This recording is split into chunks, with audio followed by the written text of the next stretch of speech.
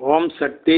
சக்தியில் அனைவருக்கும் என்னுடைய அன்பான வணக்கம். சக்தியிலே ஒரு முறை நம்ம ஆரை மோகன் அவர்கள் அவருடைய வீட்டு வாசலில் உட்காந்துட்டு இருக்கார் சாயந்தரங்க. அப்போது சூரிய வெளிச்சம் லேசாக இருக்குது. சூரிய வெளிச்சம் மங்கத்தானுங்க நிலவனுடைய வெளிச்சம் தெரியும். நிலவு இருக்குன்னு நல்லா தெரியும். அது 5ஆம் பிறை காலம். அப்போது வானத்தில் கருவறையம்மா அப்படியே வர்றாங்க. நல்லா தெரியுது இவருக்கு கண்ணுக்கு. ஆஹா, கருவறையம்மான்னு சொல்லி கும்பிட்றார்.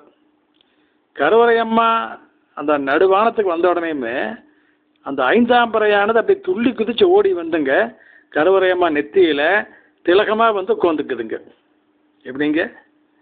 கருவறையம்மோட நெத்தியில் 5ஆம் பிறையானது துள்ளி குதித்து ஓடி வந்து கருவறையம்மோட நெத்தியில் திலகமாக உட்காந்துக்குதுங்க.